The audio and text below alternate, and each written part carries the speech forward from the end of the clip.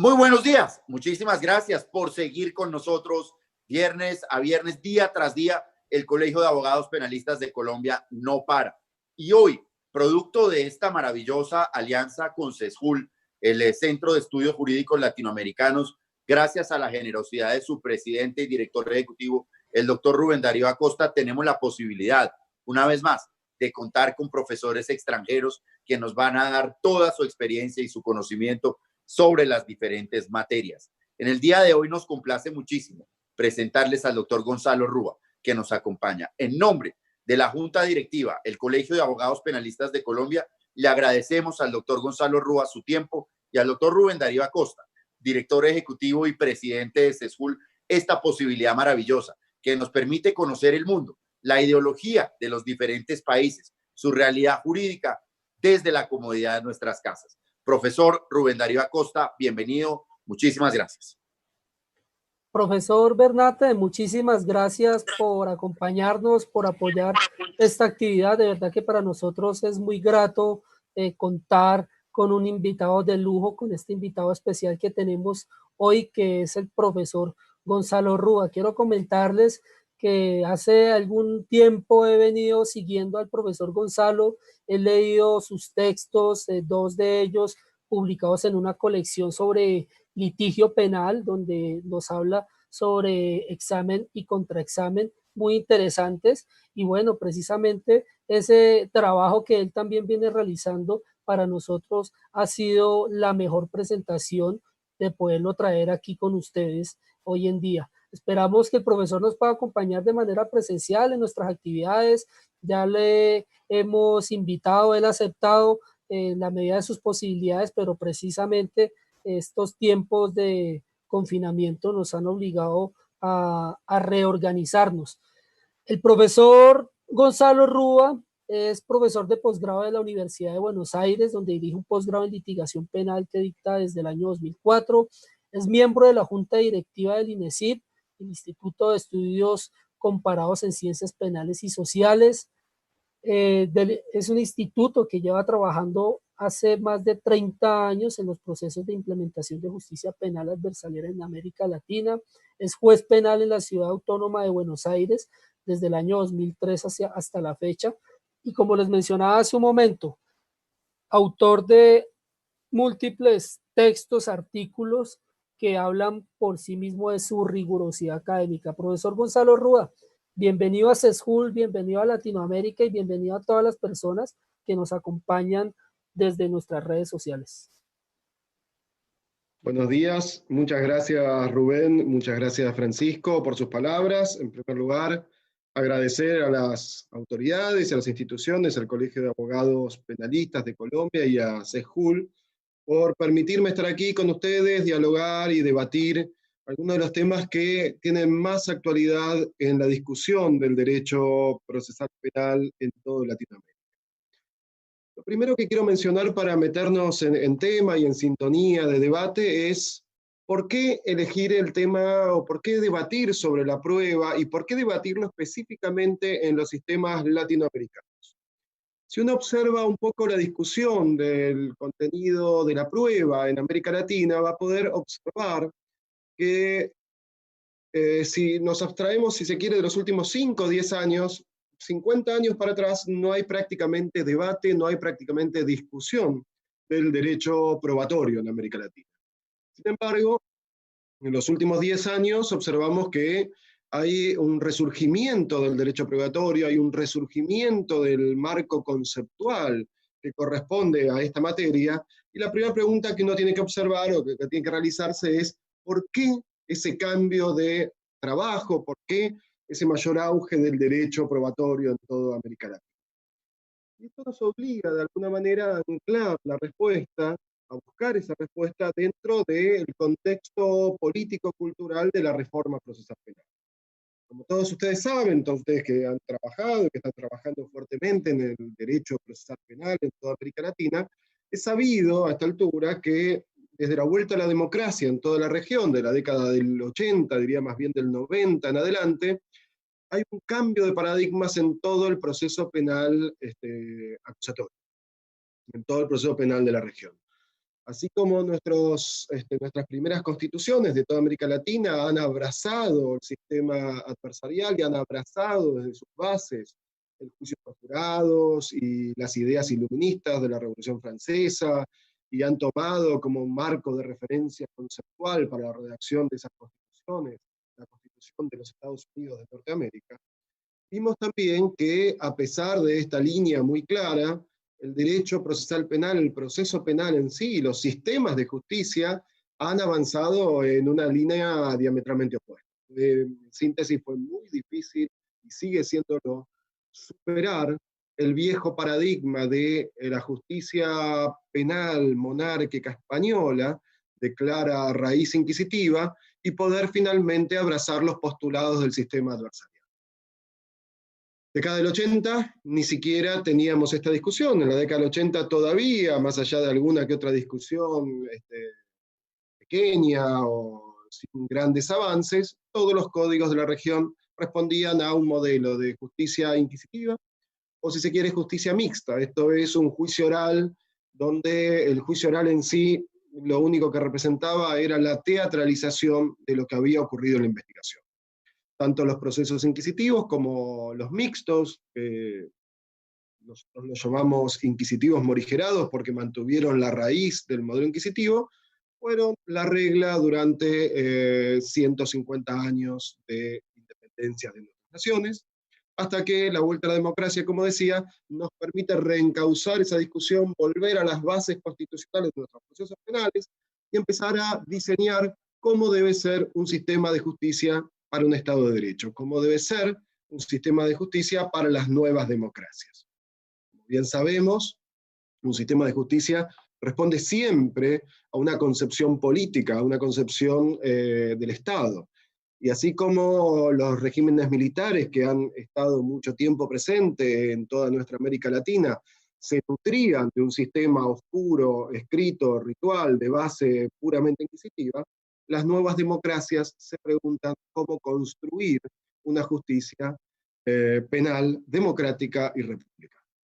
Cuando uno empieza a diseñar esa justicia, en algún momento se va a dar cuenta que si no cambiamos el concepto, el marco teórico conceptual del derecho probatorio, si mantenemos las reglas de cómo se acredita un hecho, seguramente todos nuestros esfuerzos han sido en vano. Sin embargo, el derecho probatorio, en su nueva dimensión y en su nuevo auge, no nace hace 30 años cuando empieza esta discusión de diseñar un sistema de justicia, sino que es una actividad, como decía, propiamente de los últimos 5 o 10 años. ¿A qué se debe ello?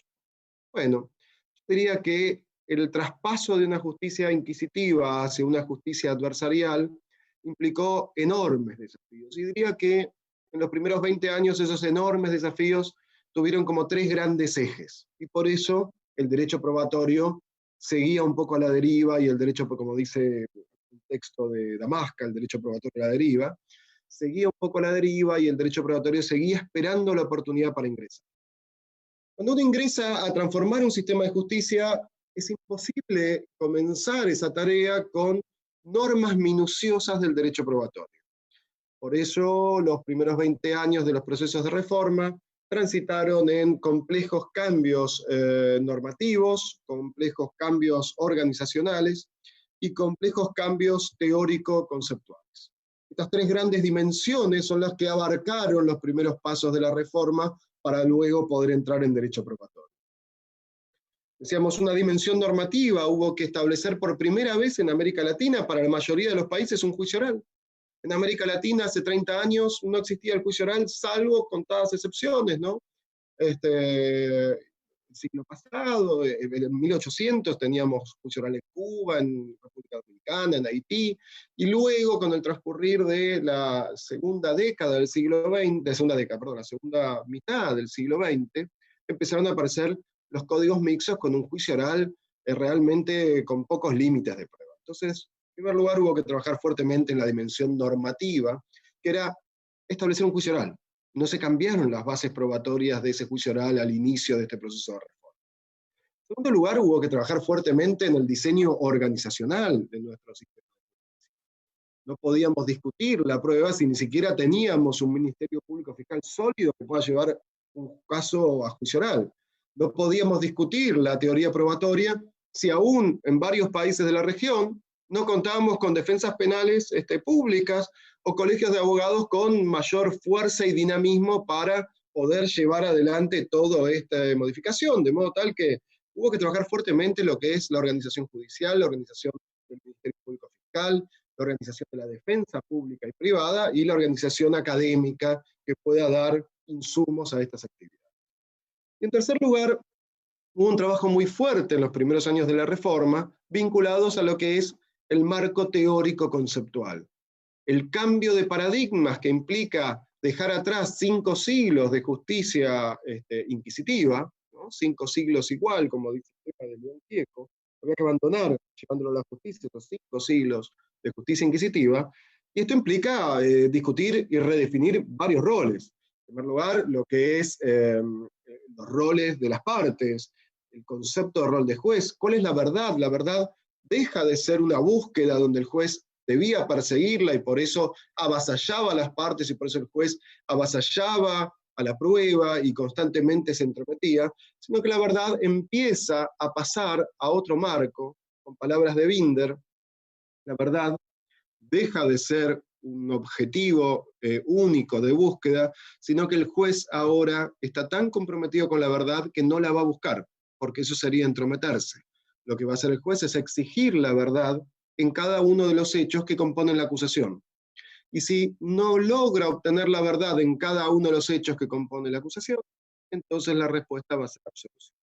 En síntesis, para graficar este plano contextual, realmente los primeros años de la reforma transitamos por un proceso de reestructurar el plano normativo, reestructurar el plano organizacional, reestructurar el plano teórico conceptual.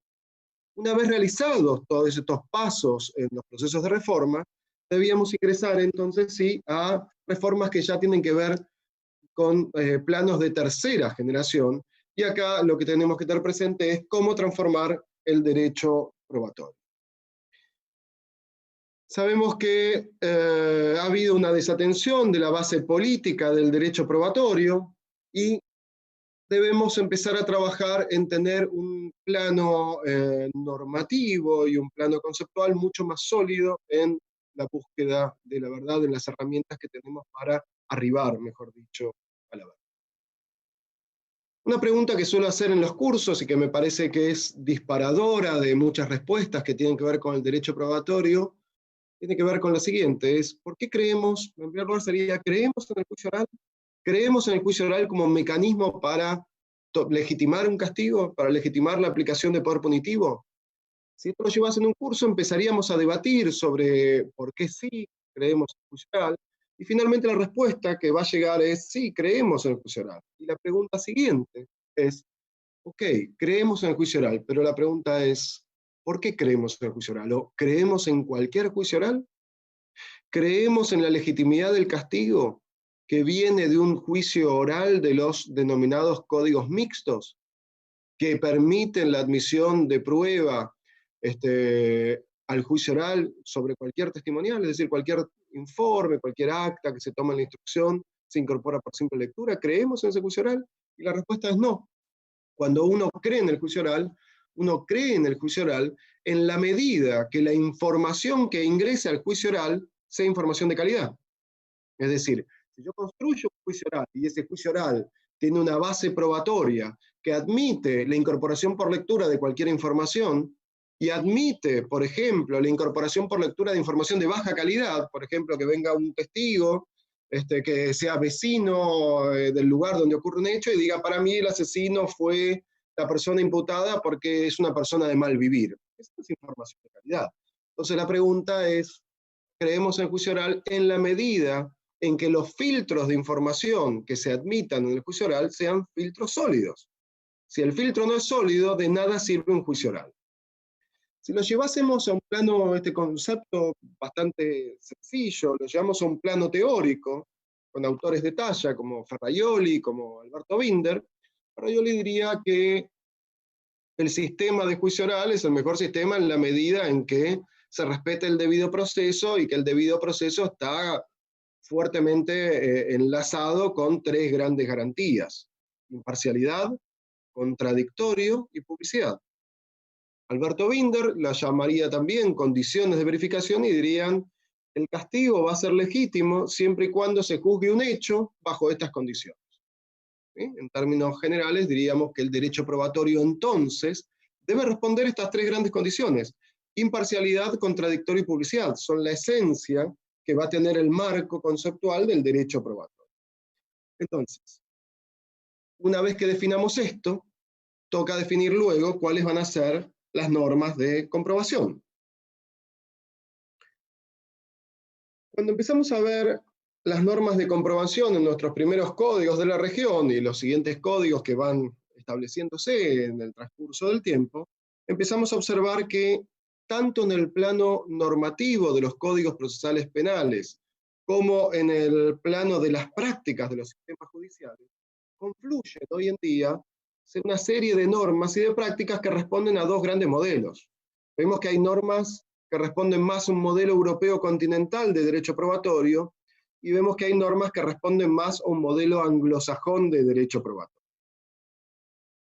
En líneas generales, las diferencias entre un modelo y otro radican precisamente en que mientras el sistema europeo continental ha puesto énfasis en los filtros de la prueba, básicamente en la valoración final de la prueba, los filtros del sistema anglosajón ponen un énfasis especial en qué prueba puede ser admitida a juicio oral. De modo tal que si nosotros analizamos como si fuese de una manera pura cada uno de los sistemas, vemos que el sistema europeo continental reposa fuertemente en el principio de amplitud probatoria que proviene de Jeremy Bentham. ¿Sí? Jeremy Bentham estaba en contra de las reglas de evidencia, y Jeremy Bentham lo que decía es que la prueba es libertad. No hay que ponerle límites a la prueba. El buen juez, luego, cuando ingresa la prueba al juicio oral, va a poder valorar cuál es la prueba que tiene calidad, qué prueba no tiene calidad y la va a desechar. Pero no le pongan un límite al juez, permítanle que reciba toda la información y en un juicio oral con contradictorio y publicidad va a poder valorar cuál es la prueba admitida.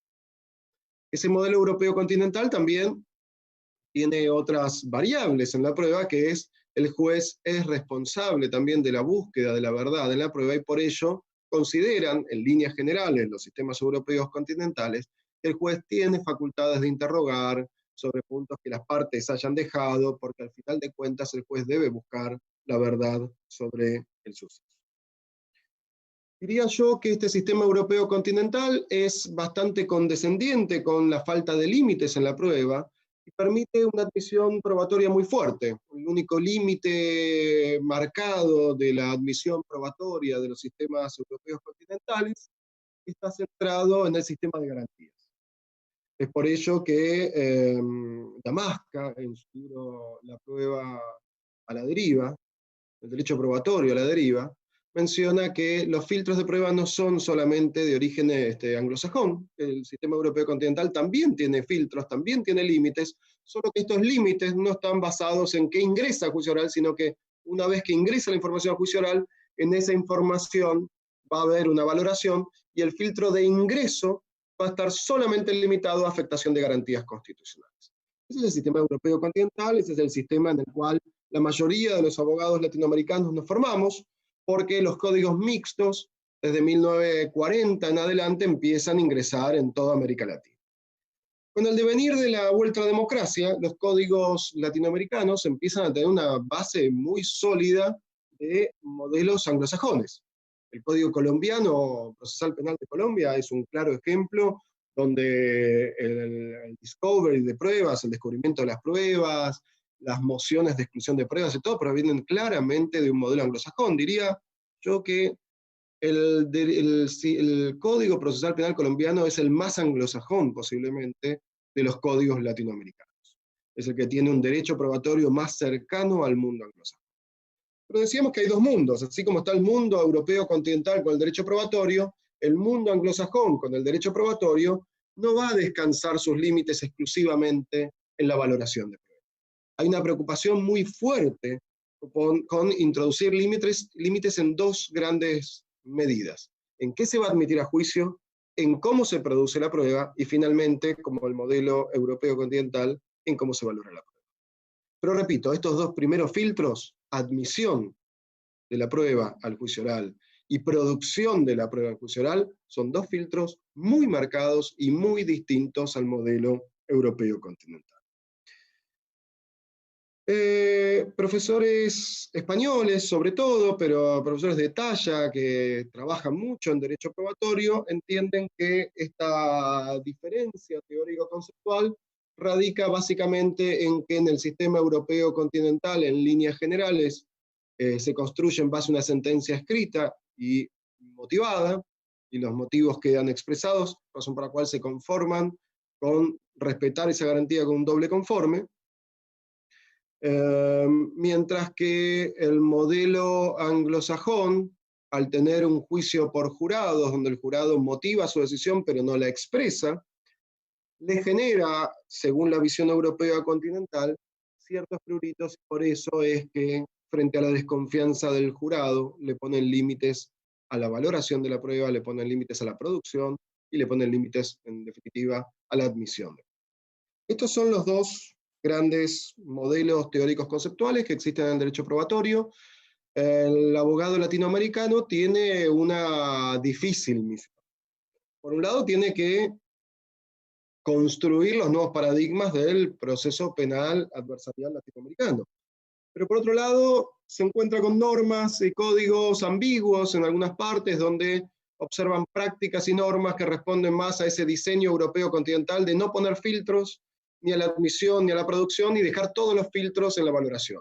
Y también encuentran normas, sistemas, jurisprudencia que empiezan a reposar más esos filtros en decir, ojo, no puede entrar todo a juicio oral, ojo, no se produce la prueba de cualquier manera, tenemos que tenerlo. Yo diría que ¿en qué escenario nos encontramos? Nos encontramos en ese escenario de debate cultural, de debate teórico-conceptual, donde finalmente el modelo anglosajón, que estaba basado en nuestro pensamiento constitucional, empieza a cobrar cada vez más fuerza y empieza a haber filtros cada vez más sólidos a la producción probatoria y filtros cada vez más sólidos a la admisión probatoria. Y esto, en definitiva, empieza a generar la construcción de una nueva matriz del derecho probatorio. Una matriz que exige límites muy claros y muy estrictos. En el sistema latinoamericano ya no se va a admitir como era antes la introducción de prueba de cualquier modo, sino que va a haber límites muy precisos para debatir. Y esto nos obliga a los abogados a tener un panorama y un estudio mucho más claro para debatir en una audiencia preparatoria de juicio. Hoy un abogado en una audiencia preparatoria de juicio va a tener que estar muy preparado para discutir la prueba que voy a presentar, ¿va a ser admisible? ¿Va a ser admitida a juicio? ¿No va a ser admitida? ¿Cómo me opongo yo para la incorporación de prueba que la contraparte quiere ingresar a juicio? Y finalmente, los límites en la prueba, en la producción, en los interrogatorios y en los contrainterrogatorios, también va a ser muy estricta en la forma de interrogar. De modo tal que los abogados tenemos un enorme desafío en materia probatoria y hacia allí vamos. Mi idea en esta charla y en el tiempo que me queda es expresar cómo se construyen esos filtros, cómo se están construyendo a nivel teórico, cómo se están construyendo a nivel normativo y cómo debatirlos. Mi intención es dejar asentados cuáles son los planos de discusión, porque cada uno de estos planos requeriría de un curso entero de debate. Me parece más interesante y más genuino tener una visión en esta charla de encontrar los puntos en común. Entonces, lo primero que voy a definir es que la prueba, a diferencia de lo que mencionaba Jeremy Bentham, ya no puede ser observada la prueba como libertad. Diría lo que define la prueba es lo contrario, es el límite. El derecho penal construye límites para evitar que, en definitiva, el poder del Estado, el poder punitivo, aplique sanciones. El derecho penal en sí es justamente un filtro, un dique de contención donde evita que la violencia del Estado pueda penetrar. De esa manera se pone un filtro muy claro al poder punitivo. El derecho procesal penal también cumple la misma función. El derecho procesal penal, que hasta hace 40, 50 años se lo veía con un estudio más bien descriptivo del derecho procesal penal, hoy en día se ve de manera muy clara, sobre todo después de la obra de Ferraioli, se ve muy claro el derecho procesal penal como un límite al poder punitivo. Y en ese sentido, el derecho probatorio, como parte del derecho procesal penal, no puede definirse de otra manera que como límite. ¿El Estado quiere castigar a un ciudadano? Bien, tendrá que establecerlo a través de determinadas condiciones de verificación que requieren de un juez imparcial, que requieren de un contradictorio y que requieren de publicidad. Y las normas que utilizará para llegar a intentar arribar esa condena van a ser normas muy estrictas. No va a poder admitirse cualquier prueba a juicio oral, no se va a poder producir de cualquier manera y no se puede valorar de cualquier manera. Derecho probatorio como límite. Eso es lo que lo define. Y como creemos en el juicio oral, en la medida en que la información que ingresa al juicio oral sea de absoluta calidad, eso nos pone límites en tres grandes momentos. El primer y principal límite es la etapa intermedia, la audiencia preparatoria de juicio. Hay límites muy estrictos en la admisión de pruebas. El juez de garantías, en esa audiencia, va a empezar a convertirse en un juez que garantiza el juicio justo. ¿Sí? El juez de garantías va a garantizar el juicio justo en la audiencia preparatoria de juicio. Y el juez de juicio también es garante de la correcta administración del poder, es garante del juicio justo. De modo tal que tenemos el primer filtro en la audiencia previa al juicio. Esto está operando de manera correcta en la práctica latinoamericana. Y quienes hemos tenido la oportunidad de viajar por Latinoamérica, de trabajar en distintos procesos de reforma, sabemos que no. Sabemos que todavía ese duelo cultural es muy áspero, es muy fuerte, y poco a poco se van construyendo esos límites. Pero ahí hay un límite muy marcado. El segundo gran límite es el límite de producción, decía. No se va a poder presentar cualquier prueba de cualquier manera, sino que vamos a tener que tener estricto control sobre cómo se produce y luego la valoración. De modo tal que los invito ahora sí a ingresar al primero de los filtros, el filtro de admisibilidad de la prueba. ¿Cómo regulaban nuestros códigos latinoamericanos mixtos y los primeros códigos acusatorios de la región? Me refiero al código de Guatemala, los primeros códigos provinciales de Argentina, al código de El Salvador, de Honduras, estos los primeros códigos que fueron dictados bajo un prisma distinto, bajo un prisma acusatorio. Y diría que había una equiparación y una falta de definición de los filtros de la admisibilidad de la prueba. No es que se podía ingresar de cualquier manera a la prueba, sino que había un filtro muy claro, que provenía de nuestra experiencia europea continental, que es el filtro de legitimidad. La prueba ilegal no puede ingresar. Si se afectó una garantía constitucional, no puede ingresar. Y fuera de eso, había una suerte de cláusula general donde se mencionaba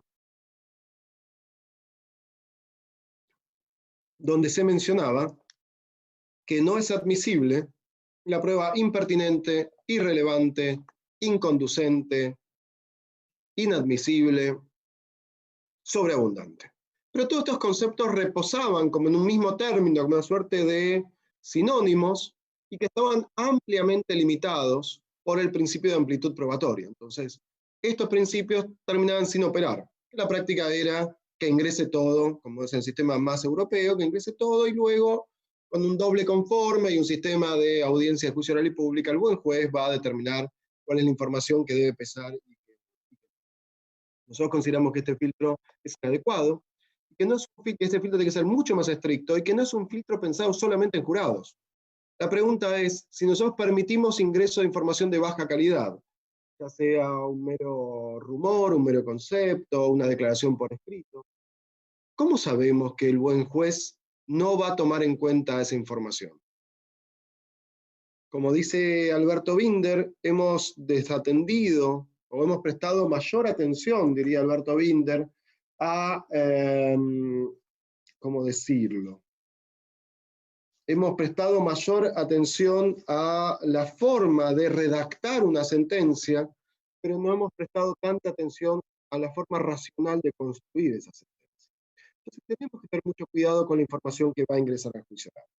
El sistema anglosajón, al contrario del sistema europeo continental, reposa en dos grandes parámetros. Dice, y esto aparece en las reglas de evidencia número 401, 402 y 403, Si lo quieren revisar en español, lo pueden revisar también de las reglas de evidencia de Puerto Rico, bajo los mismos números, 401 al 403. Hablan de dos grandes filtros. El primer filtro es la pertinencia. Para que una información ingrese, debe ser pertinente. Y la pregunta es, ¿cuándo es pertinente? Bueno, es pertinente cuando la información que se va a ingresar de algún modo nos acerca a acreditar un hecho. Como pueden observar, la definición de pertinencia es un filtro muy leve. Este es el mismo filtro que operaba en el sistema europeo continental. Bueno, casi todo es pertinente. Luego dicen, ojo, el modelo anglosajón menciona, no toda prueba pertinente es relevante. El juicio de relevancia es un juicio de pesaje. Y lo que se pregunta en el juicio de relevancia es, la información que se pretende ingresar, más allá de que sea pertinente, la información que se pretende ingresar, ¿es información que genera información de calidad? ¿Genera más prejuicio que información confiable? Si la información es más prejuiciosa que confiable, en esa valoración, esa prueba no debe ser admitida. Si la información tiene algo de prejuicio, pero es confiable, entonces sí se admite. Es un juicio de ponderación de valores entre información de calidad e información de baja calidad. Y eso debe pesarlo un juez. Cuando observamos cómo se regula, el sistema anglosajón establece específicamente algunos estándares, no son reglas claras. Los estándares dicen, miren, la prueba no es relevante cuando es una prueba prejuiciosa. ¿Sí? Esto que mencionamos, por ejemplo, que un vecino diga, para mí él es el autor porque es una persona de mal vivir, es absolutamente prejuicioso. Esa información no puede ingresar. Tal vez se permitirá que ingrese ese testigo si observó algo, pero va a haber una exclusión temática que no va a poder dar esas explicaciones. La prueba es irrelevante también cuando genera confusión en un jurado o en un juez. La prueba es irrelevante cuando desorienta. La prueba es irrelevante cuando es acumulativa. La prueba es irrelevante cuando genera dilación. Como ven, son estándares y no reglas fijas que dicen esta prueba no es relevante. ¿Cómo se regula en América Latina estos términos? El Código colombiano tiene una definición más cercana al mundo anglosajón, con esta diferencia de pertinencia y relevancia. En otros países esa diferenciación no es marcada, pero la doctrina se ha ocupado de construir desde la pertinencia este doble concepto de pertinencia y relevancia. Así, por ejemplo, autores en Chile trabajan fuertemente la discusión de admisión de prueba en Chile, diciendo que la pertinencia, que está regulada en su código, tiene una doble interpretación. Pertinencia lógica, en el sentido de es pertinente que guarda relación con el objeto procesal, y pertinencia legal. Si yo no me puedo defender de una prueba prejuiciosa, esa prueba no puede ingresar. Y eso deja de ser pertinente desde el punto de vista legal. De modo tal que, aun cuando los códigos no sean claros, la doctrina se ha ocupado de poner un filtro muy fuerte a qué va a ser admitido a juicio y empezar a excluir la prueba cuando es irrelevante. Cuando uno empieza a bucear por el mundo del derecho probatorio y empieza a bucear por el mundo del derecho probatorio anglosajón, rápidamente, no pocas oportunidades, uno se siente con ganas de retirarse porque se le invita a un estudio de un derecho probatorio muy profundo, a un derecho probatorio muy casuístico, porque como está regulado en el mundo anglosajón, las reglas de evidencia, al no haber un código específico, las reglas de evidencia terminan siendo bastante casuísticas y hay mucha información para analizar. A veces se nos invita a los latinoamericanos a expresarnos diciendo que tenemos que dictar un código de evidencia. Creo que es absolutamente equivocado. Los códigos procesales penales latinoamericanos tienen dentro del código sus reglas de evidencia. Cuando un código establece un testigo tiene que declarar en juicio oral y no se puede incorporar por simple lectura la declaración que prestó en sede policial, es una regla de evidencia, en el sentido de que esa información no puede ingresar a juicio. Las reglas de evidencia ponen filtros en la admisión y filtros en la producción. Cuando nuestros códigos hablan que en el examen directo se realizan preguntas abiertas y cerradas y en el contraexamen se permiten preguntas sugestivas, es una regla de evidencia, es una regla de evidencia de producción. De modo tal que hay que abandonar la idea de tenemos que construir un código de evidencias, y diría que el punto central es, tenemos que redefinir las evidencias como están establecidas en nuestro. ¿Cómo analizar sin caer en una utopía, en ver todo el derecho probatorio de desarrollo de cientos de años en el mundo anglosajón, y verlo como una utopía, como una imposibilidad de estudio, de aplicación? Yo diría que es bastante sencillo el derecho probatorio si partimos desde una doble conceptualización. El derecho probatorio tiene límites epistemológicos y límites no epistemológicos. Vamos a analizar los dos límites que operan en la admisión probatoria. Los límites son epistemológicos cuando frenamos información, ya sea de ingreso o de producción, porque creemos que si esa información ingresa o si esa información se produce en juicio oral, vamos a alejarnos a la posibilidad de construir la verdad de los hechos. Y entonces, ¿cuáles son las reglas epistemológicas? Que operan en dos grandes canales, diría. Cuando nosotros no podemos potenciar el contradictorio, hay principios epistemológicos que nos invitan a decir esa prueba no puede ingresar. ¿Sí?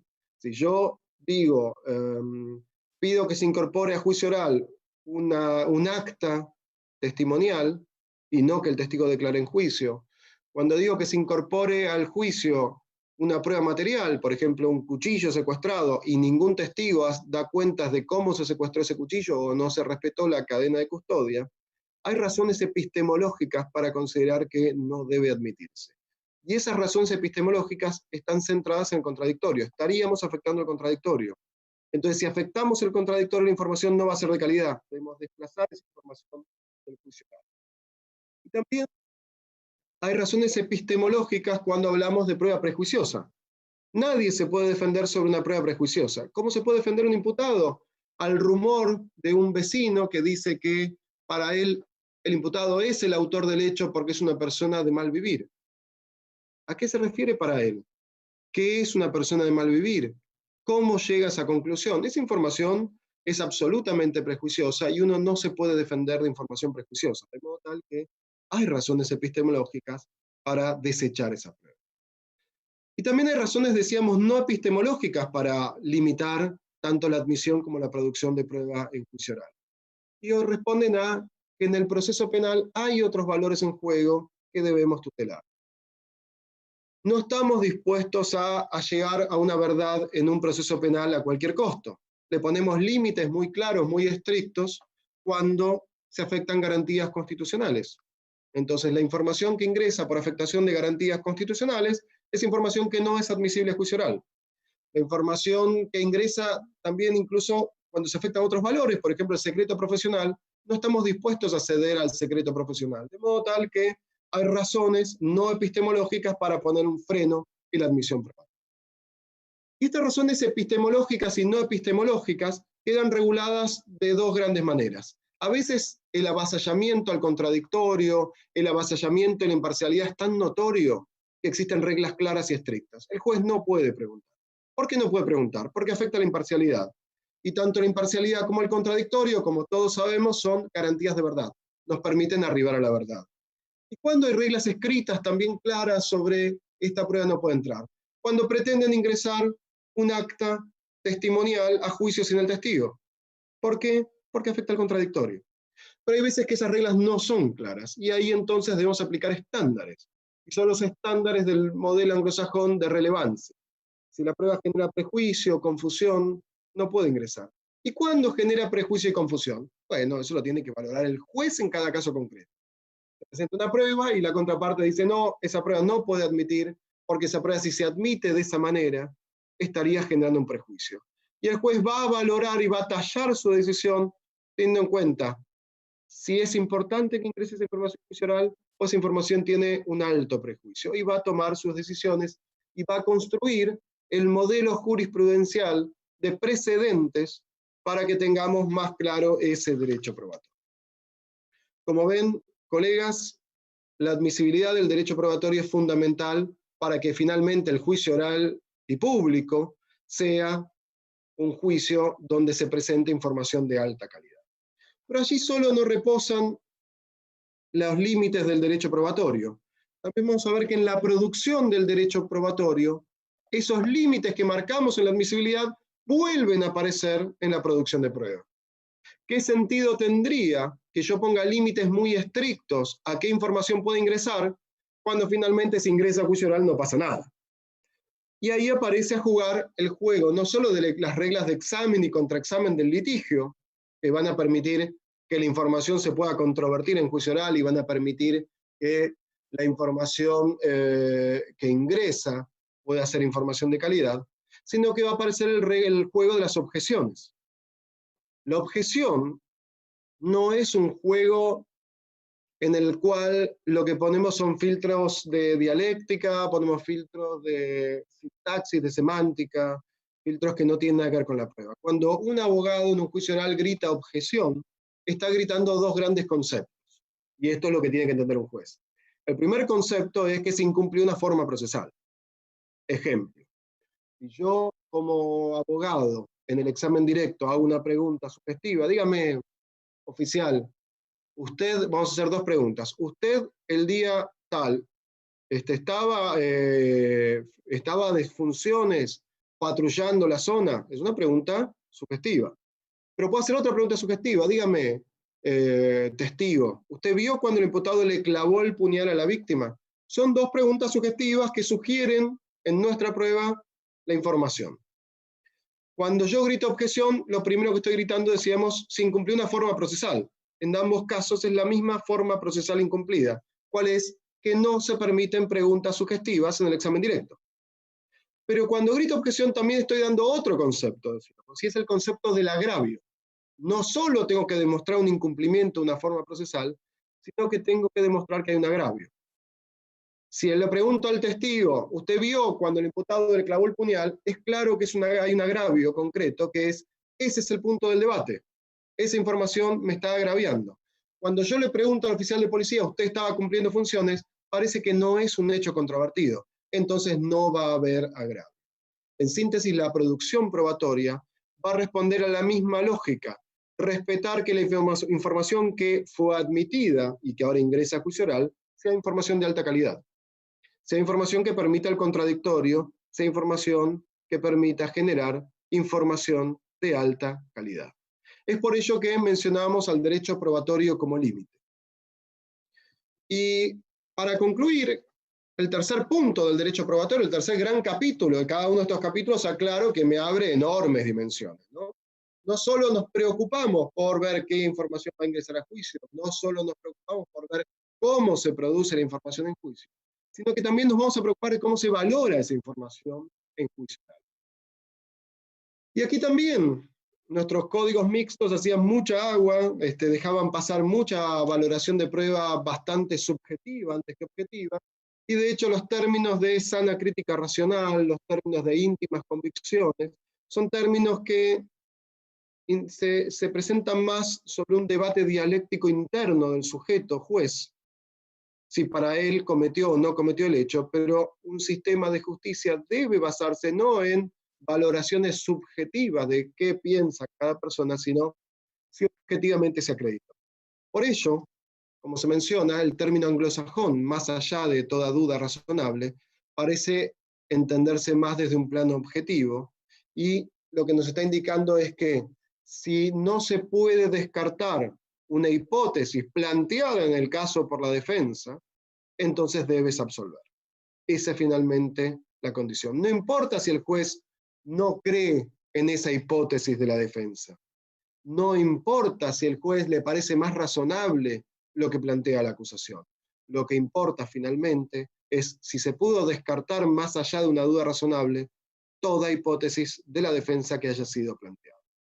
Y para ello, en la valoración probatoria empieza a haber una necesidad muy clara de que los abogados presenten historias. Como dice el mundo anglosajón, cada parte presenta una narración persuasiva, y es esa narración persuasiva la que debe construirse y la que nos va a indicar cuáles son los hechos en contradicción. Es sobre esos hechos en contradicción donde debe reposar la valoración probatoria. De modo tal que a los litigantes y a los jueces tienen que hacer un trabajo muy fuerte para encontrar, en primer lugar, dentro de las dos historias, cuáles son los hechos en debate. Luego, poder comprobar de esos hechos en debate cómo están apoyados, construyendo bloques de información. Y finalmente, también construir lo que se denomina credenciales de la prueba. Esto es, ¿por qué es creíble un testigo y por qué no es creíble? El mundo anglosajón ha trabajado fuertemente sobre credenciales de la prueba, tiene matrices muy claras de trabajo, por ejemplo, modelos de prueba testimonial. Lo relevante no es que el testigo diga una afirmación, sino que para que ese dato de prueba, esa afirmación, se considere probada, es necesario verificar quién es la persona, quién es la fuente de información. Y ahí se construyen filtros de ¿es veraz? ¿No es veraz? ¿Es objetivo en su declaración o tal vez no es objetivo? ¿Cuáles son sus condiciones de percepción? Todos estos insumos que tienen que ver con construcción de hechos son los que nos permiten, en definitiva, llegar a la construcción lógica de una decisión. En síntesis, para poner punto final a mi presentación, desde hace 30 años estamos construyendo un nuevo derecho penal, estamos construyendo un derecho penal para las nuevas democracias, un derecho penal democrático, republicano, y ese derecho penal requiere para su legitimidad, para la legitimidad del castigo, tener muy presente que tanto el derecho penal como el derecho procesal penal construyen límites que frenan el poder del Estado. El derecho probatorio, como parte del derecho procesal penal, es límite. Es límite a la información que no tiene calidad, es límite a la información que puede generar error. Es por ello que en esta apretada síntesis trabajamos tres grandes conceptos. Límites en la admisión. No queremos solamente un límite de impertinencia, sino que nuestras nuevas doctrinas, teorías y a veces los códigos también de manera muy clara, construyen límites también sobre la relevancia. Información de baja calidad no puede ingresar. También tenemos límites en la producción de prueba. Las preguntas tienen que ser muy estrictas y muy claras, y el manejo de las objeciones es un derecho probatorio aplicado a la producción de pruebas. Cuando un abogado, decíamos, presenta una objeción, está diciéndole al juez que se incumplió una forma procesal y que eso genera información que no puede ser controvertida. Finalmente, la valoración de la prueba es el último filtro de la prueba, donde vamos a poner construcciones y herramientas de análisis de hechos para poder finalmente construir una decisión racional. Mis estimados colegas, está en manos de los jueces, fiscales, defensores públicos y privados la construcción de este derecho probatorio latinoamericano. Ojalá que en los próximos 10, 20 años sigamos desarrollando ese derecho probatorio para poder construir un sistema mucho más racional, equitativo y legítimo de justicia. Muchas gracias. Profesor Gonzalo, maravillosa exposición, de verdad que muy interesantes sus planteamientos. Tenemos algunas preguntas que nos ha llegado vía YouTube, entre esas una del profesor Olvar Andrade, que hace parte de la Junta Directiva del Colegio de Abogados Penalistas. En realidad él plantea dos interrogantes. Uno de ellos tiene que ver, profesor, es que en Colombia el juez de conocimiento, o el juez que juzga, digámoslo así, tiene acceso al material probatorio en una audiencia llamada intermedia o preparatoria en Colombia. Es él quien admite y excluye algunas de las pruebas que obviamente se van a poner de presente. En este sentido ya tiene un contacto con la prueba y él mismo va a ser quien va a ir a juzgar posteriormente. Podríamos hablar que este juez ya tendría o quedaría contaminado al ser él mismo quien aplique esos filtros con relación a la prueba. Absolutamente. Yo creo que un juez que trabaja la admisión de pruebas es un juez que va a tener afectada su imparcialidad. En primer lugar, es un buen punto. La imparcialidad no existe de manera total, sino que es gradual. Uno tiene sistemas donde hay mayor imparcialidad o menor imparcialidad, tiene sistemas donde hay mayor o menor contradictorio. Un sistema que permite a los jueces de juicio verificar qué información va a ingresar es un juez que en no pocos casos va a estar contaminado. Posiblemente haya casos donde no haya discusión probatoria y pueda mantenerse indemne a ese debate. Pero esa es una pregunta: ¿qué sucede si el fiscal, por ejemplo, presenta una prueba y se debate su ilegalidad? Por ejemplo, una confesión obtenida bajo tormentos, se va a considerar una exclusión temática, no va a poder ingresar esa información, pero ese juez tiene esa información en la cabeza. Esa información es conocida por el abogado, por el juez, de modo tal que va a juzgar con información que no debe retener. Esa construcción de juez de juicio revisando la admisibilidad de prueba es la vieja construcción de los sistemas mixtos, donde la etapa preparatoria se debatía en el juicio oral, es decir, una vez que se presentaba la requisitoria de elevación a juicio, la defensa se oponía, el juez de garantías o de instrucción debatía, decía sí va a juicio, y la prueba se discutía en el juicio oral. Creo que es absolutamente desacertada esa construcción y debería ser modificada. Muchas veces las modificaciones vienen como consecuencia del actuar de los abogados. En Argentina, por ejemplo, hace 10, 15 años ha habido fallos muy conocidos donde se discutía si una testimonial que fue prestada en sede policial podía ingresar a juicio oral o no, y la Corte dijo esto no se puede basar una condena en esa información porque no tiene calidad. Pero esto demuestra que había jueces que sí la admitían, y requerimos de abogados que hagan presentaciones ante las Cortes Supremas para finalmente cambiar la doctrina. Bueno, acá hay un trabajo muy fuerte para realizar de parte del Colegio de Abogados. Es cierto, profesor, muchas gracias. Uno de los problemas quizás tanto filosóficos dentro del proceso son sus fines, y ha existido una corriente muy importante que establece que uno de los fines del proceso es la verdad. Precisamente frente a esto nos pregunta el profesor Álvaro Andrade, ¿excluir una prueba sacrifica la verdad? Siempre, digamos, históricamente hubo un debate muy fuerte que es de fines del siglo XIX, ¿sí? Entre 1780, diría 1820, hay una discusión muy fuerte sobre el derecho probatorio. Ahí confluían dos grandes modelos. El modelo bentamiano, que era el que consideraba la verdad, la prueba es libertad, y no le pongan un filtro, y el derecho que empezaba a consumarse en el modelo anglosajón, que se empieza a construir las reglas de evidencia también, donde empiezan a debatir que no cualquier información puede ingresar. Está claro que no existen modelos de ese estilo absolutos. Nadie puede sostener que la verdad no tiene límites. Nadie puede sostener que el derecho probatorio es libertad pura.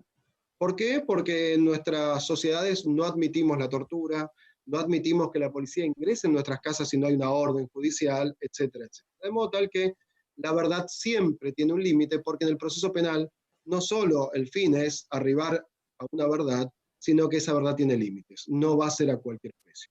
Es por ello que me parece que el concepto que desarrolla Alberto Binder, un texto que siempre recomiendo, que está online, que es El elogio de la audiencia oral, Alberto habla básicamente diciendo que cuando uno construye conceptos filosóficos de verdad, a veces se oculta dentro de esta discusión cuál es el rol que tiene que tener la verdad en el proceso penal. Y la verdad, si nosotros queremos un juicio, un contradictorio genuino y un juez imparcial, el juez no debe entrometerse en la discusión de las partes. Entonces, por eso yo mencionaba que la relación del juez con la verdad es que se la exige al acusador en cada uno de los hechos que componen la acusación. Esa es la construcción de la verdad. Y si el fiscal o el abogado particular querellante no logra determinar ese hecho, entonces el juez debe absolver. Esto es una verdad no como finalidad en sí del proceso, sino una verdad como garantía. Y esto es lo que nos permite una construcción racional del poder punitivo. Muchísimas gracias. Hay una situación que se plantea en Colombia, quizás en Latinoamérica, en algunos países, y me lo confirmarán nuestros visitantes virtuales. En Colombia se imputa una serie de delitos, vamos a poner el ejemplo de un homicidio, y se imputa también el porte ilegal de armas.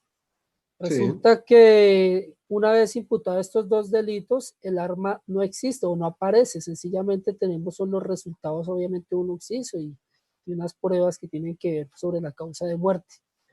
Aquí no existe el arma, pero aún así se imputa el porte ilegal y aún así se condena ¿esta imputación debería admitirse a pesar de que no existe este medio probatorio? Bueno, ahí depende de la casuística de cada uno de los hechos, ¿no? Realmente la pregunta sería, lo que pasa es que nosotros tenemos un sistema todavía de análisis de prueba muy endeble. Primera cuestión, ¿se puede condenar por un homicidio si no tenemos el cuerpo de la víctima? Y la respuesta es sí. Se puede condenar. ¿Por qué? Porque se acreditó el hecho, simplemente el imputado luego se deshizo del cuerpo, etcétera, etcétera. De la misma manera, ¿se puede condenar una aportación ilegal del arma sin tener el arma? Y diría que en principio sí, pero depende de muchas circunstancias. ¿Cómo sabemos que el arma efectivamente era un arma? Punto uno. ¿Cómo sabemos que el arma era apta para el tiro? Mucha de la doctrina sobre parte especial, sobre el delito de portación de armas, exige que el arma sea apta para el tiro. Tercer punto. ¿El arma estaba cargada? Mucha doctrina exige que para que consideremos un arma de fuego, que el arma esté cargada. Siguiente punto, estos tres hechos que tenemos que acreditar, lo tenemos que acreditar con prueba que sea sólida. Yo hace un rato tiré un titular que no da el tiempo para desarrollar, que es las credenciales de la prueba. Ejemplo, un testigo dice, yo vi que la persona tenía un arma. Eso no es una prueba, eso es una fuente de información testimonial que ingresa un dato de prueba. El testigo dice que vio a una persona que tiene el arma. Para que ese dato de prueba que dijo que tiene un arma se considere un hecho probado, tenemos que ver varias circunstancias. ¿Quién lo dijo? ¿Quién es esa persona? ¿Tiene interés o no tiene interés en el caso? Pero no basta que un abogado diga, para mí tiene interés. Eso tiene que estar acreditado en juicio como hechos. Entonces, no tiene interés, por ejemplo. ¿Por qué? Porque hay hechos que fueron acreditados. No conoce las partes, nunca los vio, no tiene ninguna ganancia o pérdida con su declaración. Es veraz, por ejemplo, o no es veraz. Esa es otra condición. Es una persona que nunca mintió. Es una persona que no tiene antecedentes penales. Es una persona que tiene buena reputación en la sociedad. Estos son hechos que hay que acreditar. O a la inversa, tiene una declaración por falso testimonio y fue condenado. ¿Verdad que ya no es tan creíble? Bueno, entonces yo diría que no podemos dar definiciones estrictas de portación ilegal de armas si se puede condenar o no. Diría que para que una condena sea legítima requiere tener hechos sólidos, con prueba sólida, que acrediten que realmente era un arma y que no era un arma de juguete, que el arma era apta para tiro, que era de funcionamiento o no de funcionamiento normal, y que el arma estaba cargada. Si es una visión desde lejos, posiblemente la prueba sea demasiado endeble para una condena. Si escucharon la detonación de un arma, bueno, ya la prueba parece ser más sólida. Entramos ahí en un buen ejercicio de casuística de valoración de prueba.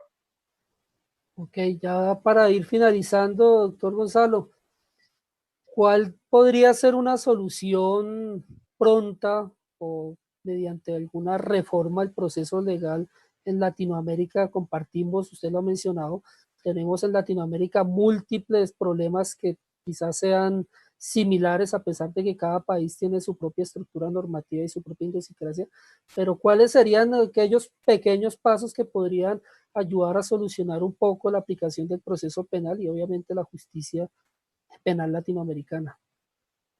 Yo diría que en materia de derecho probatorio, nosotros tenemos, como mencionamos siempre en las capacitaciones, en las actividades con Alberto Binder, consideramos que hay códigos de primera, segunda y tercera generación, o sistemas de justicia de primera, segunda y tercera generación de cambios, todos apuntando hacia un sistema adversarial. Yo diría que los códigos de primera generación solo establecieron el juicio oral y tuvieron un derecho probatorio sin mayores cambios.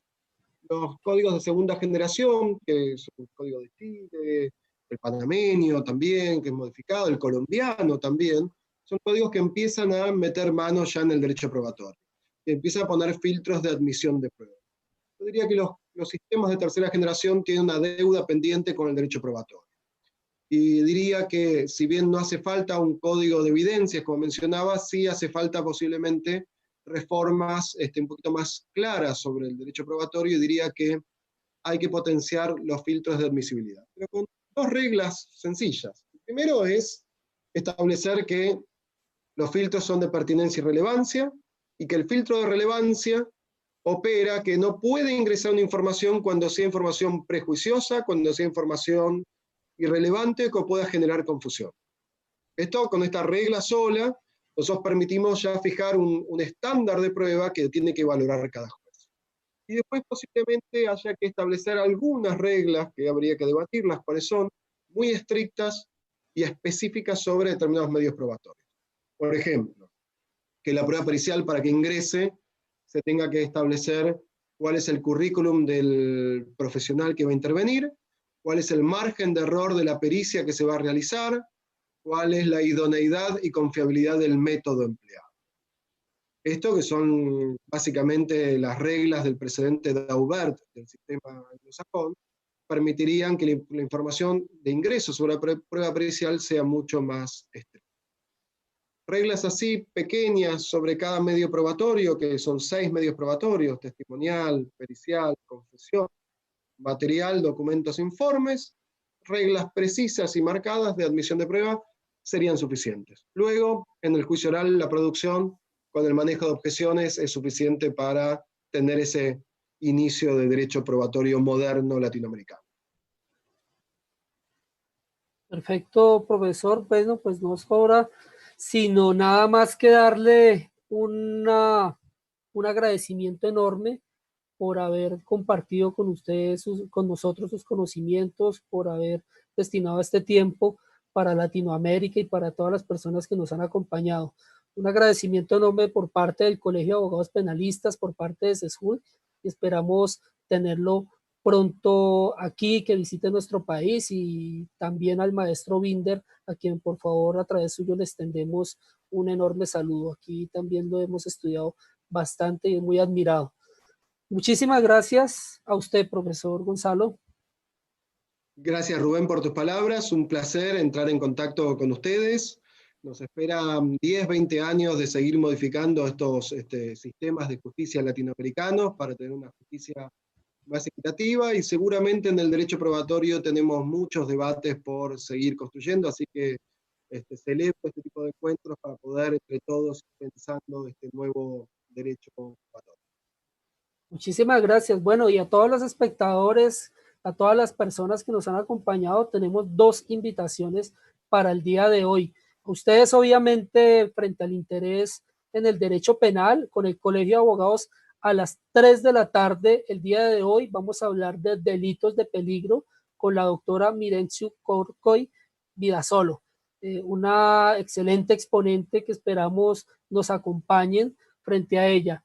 Y a quienes tengan colegas interesados en los temas contractuales, civiles, procesales, vamos a hablar a las 2 de la tarde con el profesor Rafael Antonio Matos. Él es juez de la República, y vamos a hablar sobre la teoría de la imprevisión e incumplimiento contractual. Esta charla va a ser por el canal de CESJUL. La charla penal de delitos de peligro va a ser por el canal Ideas Penales. Entonces los invitamos a que se suscriban a nuestros canales y nos acompañen. Que tengan una feliz tarde y una feliz noche. Hasta pronto.